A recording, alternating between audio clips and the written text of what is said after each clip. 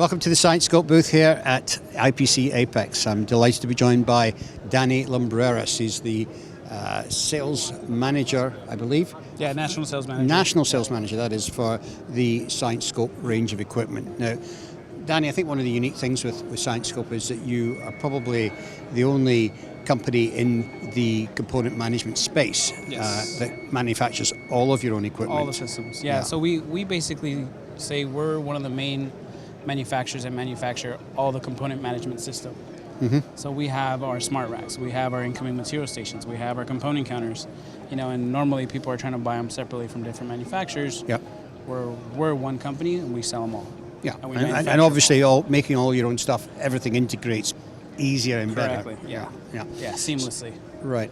So we're standing here in front of the latest machine from Scienscope. It's the IMS-200. Correct. And it's a little bit of a game changer because it really knocks out 3 or 4 steps in the process of incoming management of materials. Correct. So take it away and tell us a little bit about how this system works. Yeah, so basically we go in, we bring in a whole tray of, not tray, but a trolley of reels. Coming from a manufacturer, coming from a supplier like DigiKey, Mauser, some of those big names. They send you 50 reels of components. You then put them onto this trolley, you load it into the machine grabs it, places it onto a conveyor, goes through. Is not only during that time that it's placing it on the conveyor, it's still checking the information, the manufacturer barcode, the MSL level, the lot code, the date code, all the important information that people right now are doing data entry on. Takes that information, sends it to the material management system, whichever system it is that they're using, goes through, checks it, places a label, comes out of the end, but now with the newer system that we have, we're actually picking that reel back up and placing it onto a trolley again. Right. So now we're removing the fact that you have to eject. Now it's getting ready for another cartridge to be pulled out. Now your operator comes, or if you have an AGV, it links right up, grabs the trolley, takes it out. Now it takes it to where you're going to store your system, whether it's a rack of ours or whether it's a storage tower from somebody else. Right. So how many steps is this taking from the process of introducing materials? It's taking, first of all, the person who loads the materials onto the system. That can be done automatically. Correct. It then takes them in to inspect the existing label, Correct. which was done manually before. Correct. It's then checking it's then applying the new label. Correct. And then it's taking the place of the person who used to check that the new label was applied correctly. Correct. And then it's taking it out the other side and from the person who was unloading the system. Yeah. So that's like, what, four different operator steps? Yeah. And that's where 4 different people were. Wow. That's 4 different people.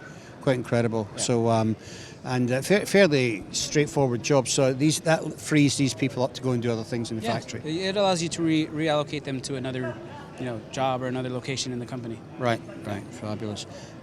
So, I mean, how affordable is it? I mean, is it something that from an ROI point of view that companies that are, say, tier 1s, tier 2s, tier 3s could all afford to do? Yeah, definitely. We've had companies, tier 1s, tier 2s, and tier 3s find an ROI within the first year.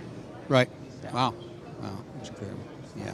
So, what's the future for this? Is this the future going to be that it connects to a storage tower or something like that? Or? So our future with this, it's really not certain because we are trying to integrate and always move forward as far as technology-wise, as far as automation.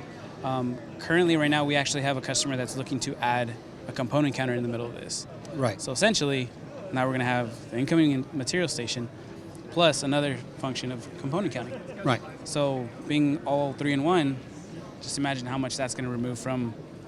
That's going to be the next step. Yeah. And of course the component counter is made by yourself as well. Yeah, exactly. So integrating that's going to be the next step, and then presumably into storage tower. Into storage towers. So eventually you're going to be automating the whole process from goods inward. Exactly.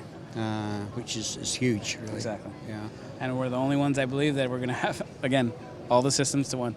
Right. So my one engineer will be the one guy that you call. Right. That you need to call in order to fix anything. Yeah. Or just update any updates or anything like that. Well, this is certainly an industry first, and I have to congratulate you on that. But I believe you've already sold some in the field already. Yes, we have sold quite a few. Really? So we've sold the later models, and before even this release, we sold 3 or 4 of them already. Right. So, and that was just with videos. That wasn't even with. It's just the knowledge and from our past and what we've sold in the past, the older ones. With this new one, I mean, because of the automation, because of what we're capable of doing, the customer trusted us 100%. Right. And purchased them. Yeah.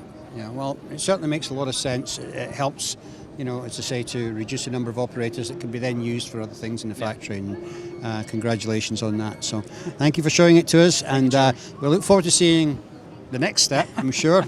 It's always a pleasure. Maybe later in the year. Yeah, definitely. Okay. Thanks, Danny. Thank you.